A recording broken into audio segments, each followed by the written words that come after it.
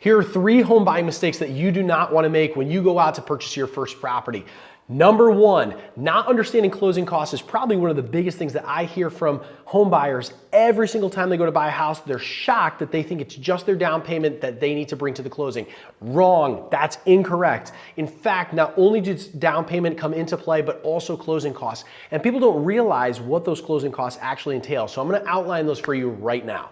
Number 1, taxes come into play. As home sellers pay their taxes, they typically pay them either on an annual basis or biannual basis. And what that means is if you're closing on your property in March and the taxes are already paid through July, that means that you're gonna reimburse them from the date that you close all the way until the date of the next payment for their taxes, which could be thousands of dollars. The best way to calculate that is take the year taxes, divide that out by 12, and see how many days in between the time that you close all the way to the next tax payment. That's gonna be due as part of your closing costs. The next thing that's gonna be due is the interest as well from the date that you close all the way to your next mortgage payment, which many times is not the subsequent month, but typically the month after that. In certain cases, it could be as much as around 45 to 60 days worth of interest added into your closing costs.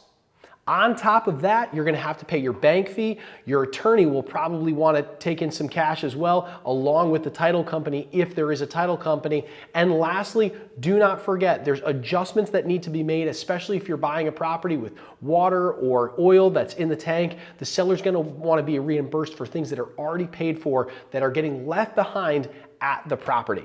Here's the last big one that goes into the closing costs: title insurance. Do not opt to not get that. In fact, many mortgage holders will not even fund a mortgage without title insurance present, and that can cost $1,000, $1,500, if not $2,000 or more, depending on the size of the property that you're buying.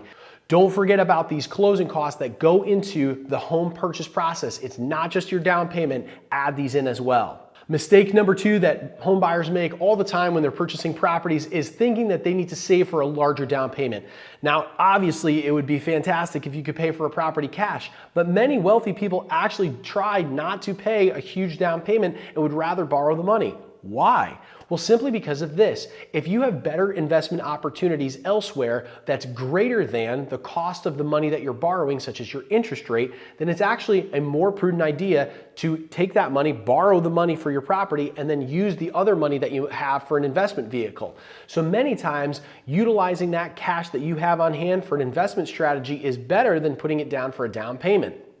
However, many home buyers are still under the understanding that they need to save at least 20% in order to get a home. Wrong, that's incorrect. In fact, many times people don't understand that for every $10,000 that you put down on your down payment, it may only be saving you on your monthly about $40 to $50 per month for every $10,000 that you put down. It might take you 10 months to save $1,000 a month. So why wait 10 months, especially when home prices are increasing?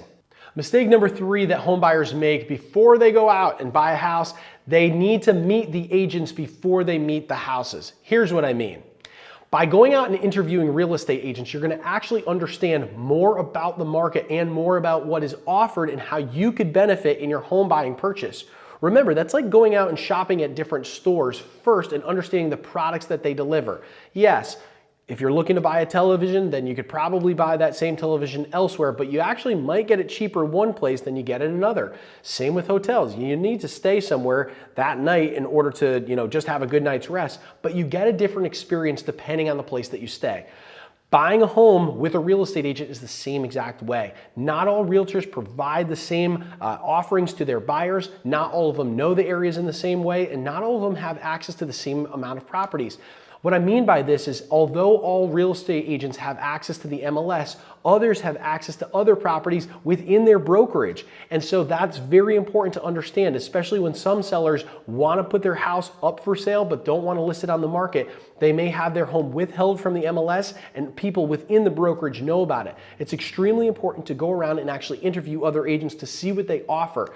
Meet the agents before you meet the houses and see which ones are going to represent your best interests first. Thanks so much for watching these 3 mistakes that you do not want to make if you're a home buyer. For more videos, please click that little bell button up above, subscribe to our channel, and share this video with a friend.